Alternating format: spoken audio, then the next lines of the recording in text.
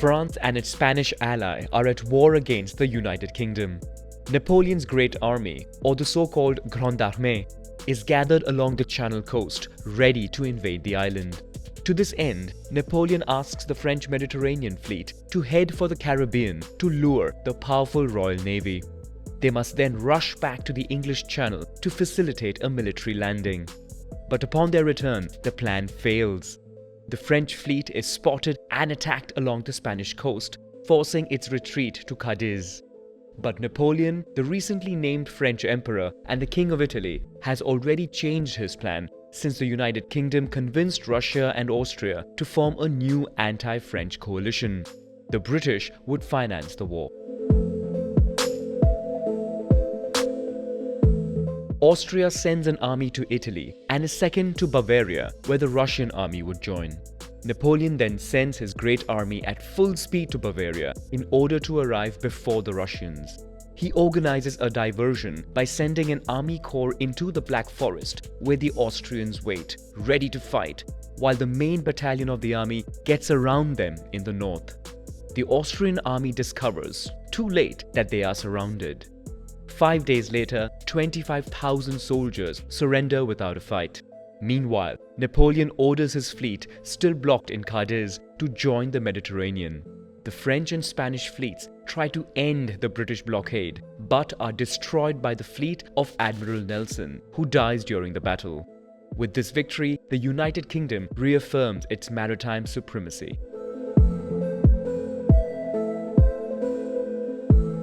In Austria, the Russian army retreats towards the northeast to await reinforcements, paving the way for the French to Vienna. Meanwhile, in the south, a second Austrian army is defeated and retreats.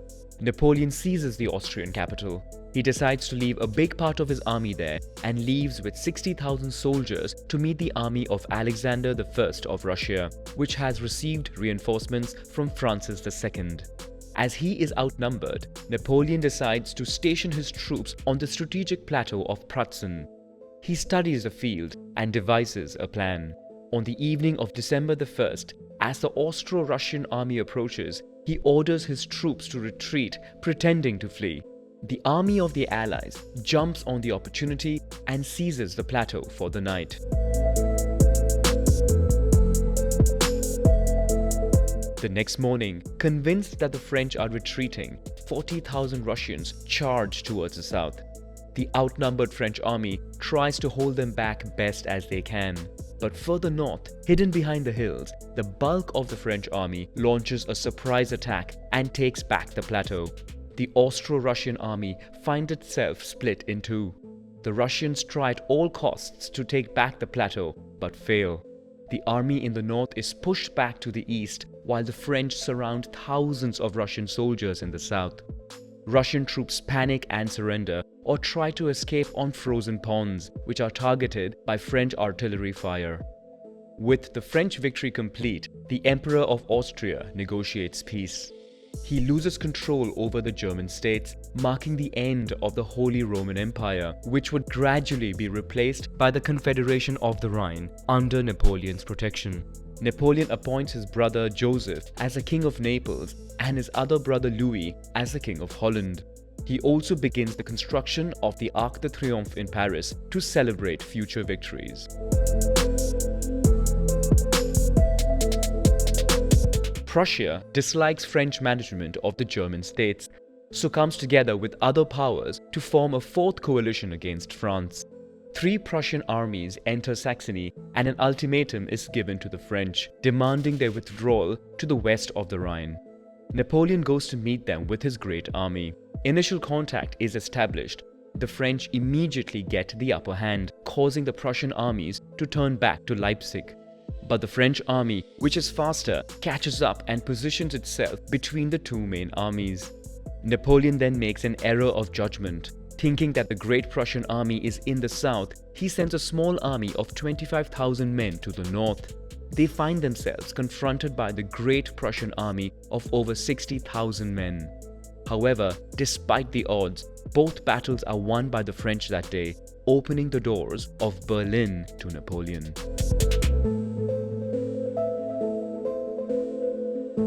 With Prussia defeated, Napoleon attacks Russia. Along the way, he enters Polish territory, which was captured and shared between Russia, Prussia, and Austria 10 years earlier. The French are welcomed as heroes, and thousands of people join the ranks of the army. The Russians avoid battle and retreat to await reinforcements. Eventually, the two armies start fighting. 2 days of fierce battles ensue, causing thousands of fatalities. Both sides are tested and need time to recruit new forces. 4 months later, the Russians try to surprise the French by launching a frontal attack.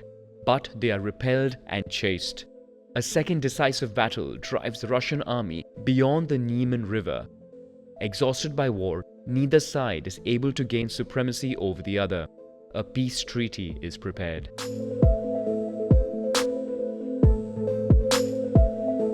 Both sides meet on a raft especially built for the occasion on the Niemen River, where Napoleon and Tsar Alexander I negotiate.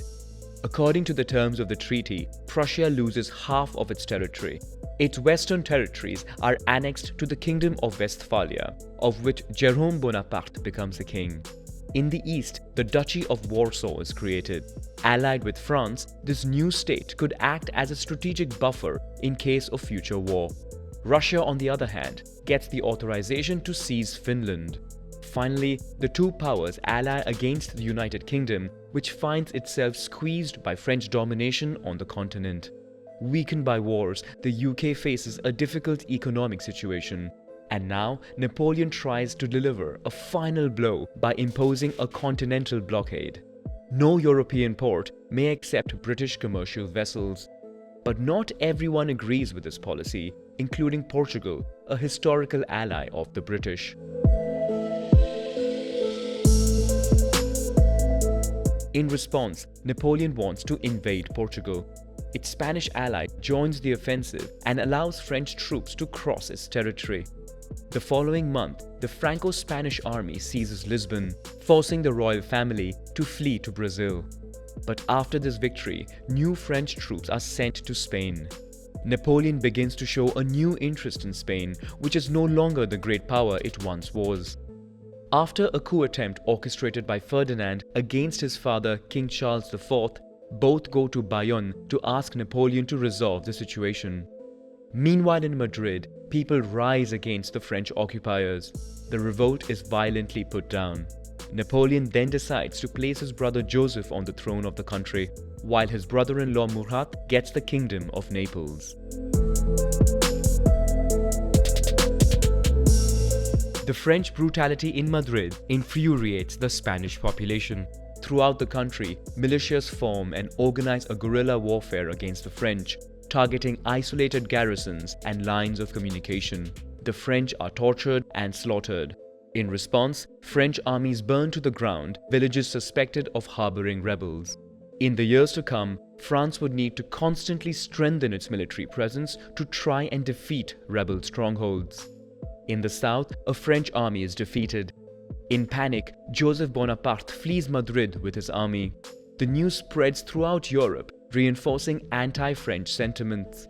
Meanwhile, a British army contingent lands in Portugal.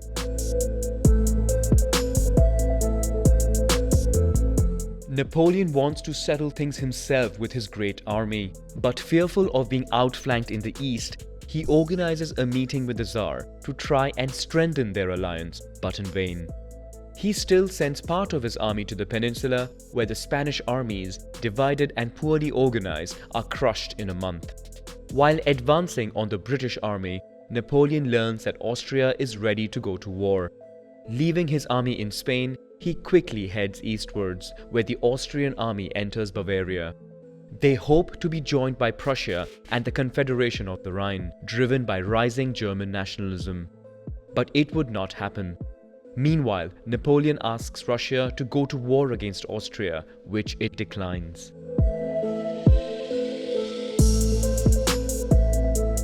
A fifth coalition is formed, but in fact, Austria finds itself alone against Napoleon.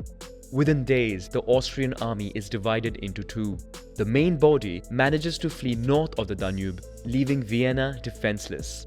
Napoleon seizes the Austrian capital for the second time, while the Austrian army positions itself north of the Danube.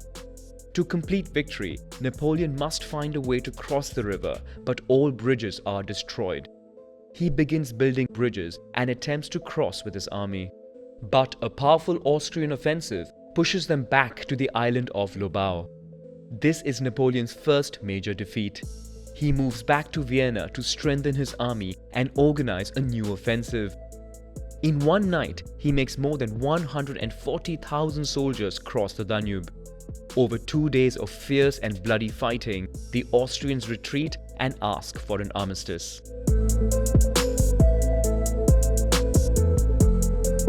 As per this unfavorable peace treaty, Austria loses many of its territories and its access to the sea. Moreover, Napoleon divorces Josephine, with whom he cannot get legitimate heirs, and marries Marie-Louise, daughter of the Emperor of Austria, with whom he hopes to have a child. In France, Napoleon becomes increasingly authoritarian, jailing political opponents, censoring the media, and spreading his propaganda. The economic situation of the country worsens. Wars, and especially the 300,000 soldiers stationed in Spain, are expensive and require a lot of resources. On March the 20th, 1811, Marie-Louise gives birth to Napoleon's much-awaited heir. The baby receives the title of the King of Rome. In Portugal, a new British army led by Wellington takes over and pushes the French army away.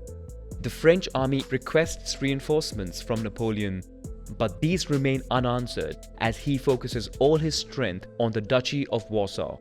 The relationship with Russia deteriorates, causing Napoleon to prepare for the invasion of the country.